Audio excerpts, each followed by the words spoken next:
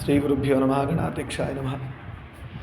చేతులు పైకెత్తేసి నేను గోవిందానో కృష్ణానో శివానో అమ్మ అంటే అవ్వదండి.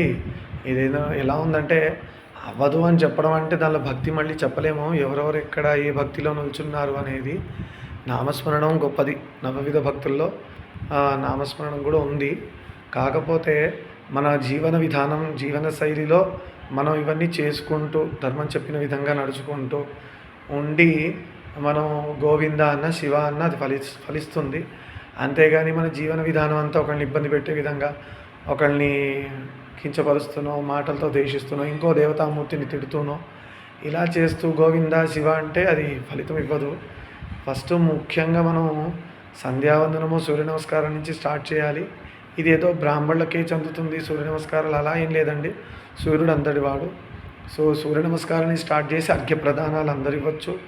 మనకి ఇది సుందరాకాండలో కూడా చెప్పబడింది. సీతమ్మ తల్లే అర్ఘ్య ప్రదానాలు చేసింది. అక్కడ క్షత్రియ దీనికి చెందిన కూడా సీతమ్మవారు చేసినట్టుగా మనకి సుందరాకాండలో కనబడుతుంది.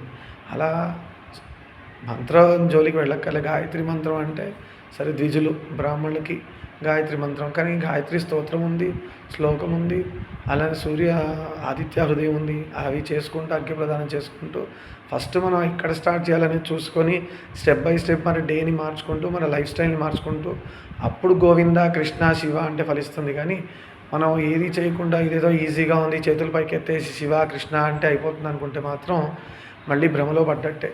ఎందుకంటే దీన్ని నడిపేవాళ్ళు కూడా ఎవరెవరు నడుపుతున్నారో వాళ్ళ జీవన శైలి మారాలి. కృష్ణ మంత్రం గొప్పది, శివ మంత్రం గొప్పది, అరుణాచల శివ అంటే అన్నీ పోతాయి అంటారు. కానీ మనం మన జీవన విధానంలో మన చుట్టూ ఉన్న ప్రాణుల్ని పట్టించుకోకుండా దేన్ని పట్టించుకోకుండా అసలు ఫస్ట్ మనం మనిషిలానే బ్రతకకుండా మన శివ గోవింద అనే గొప్పనైన నామం అనడం అనేది ఎంతవరకు అనేది చూసుకోవాలంటే నామం చేస్తూ చేస్తూ బుద్ధి ప్యూరిటీ అవుతుంది. చేయడం మానమని చెప్పట్లేదు, నామం చేస్తూ ఉండండి. ఫస్ట్ మన జీవన శైలి జీవన విధానం మార్చుకుంటూ అందరికి ఉపయోగపడే విధంగా మనకు మనం ఉపయోగపడే విధంగా మన సాధన మార్గం కొంచెం కొంచెం డెవలప్ చేసుకుంటూ వస్తే ఆ భక్తి ముందుకు వెళ్తుంది, ఆ సాధన ముందుకు వెళ్తుంది. అంతేగాని ఎవరో ట్రస్ట్ పెట్టారనో ఎవరో సమితి పెట్టారనో లేదంటే ఎన్నో నడుస్తున్నాయి కదా అన్నింటిలో ఒక ట్రై చేసి చూద్దాం అనేది ఒకటి నడుస్తుంది. భక్తుల్లో అబ్జర్వ్ చేసింది ఏంటంటే కొత్తగా వచ్చిందా ట్రై చేద్దాం, కొత్తగా వచ్చిందా ట్రై చేద్దాం. కొత్తగా వచ్చింది ట్రై చేస్తే అది ఉంటుందో పోతుందో మనకు తెలియదు, దాంతోపాటు మనం పడిపోతామో తెలియదు.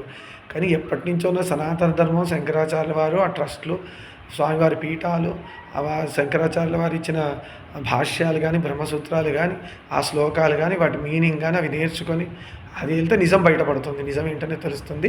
నిజం తెలవడం అంటే ఏంటంటే సత్యం తెలుసుకోవడం, భక్తి మార్గం తెలుసుకోవడం, ఏ విధంగా వెళ్ళాలో.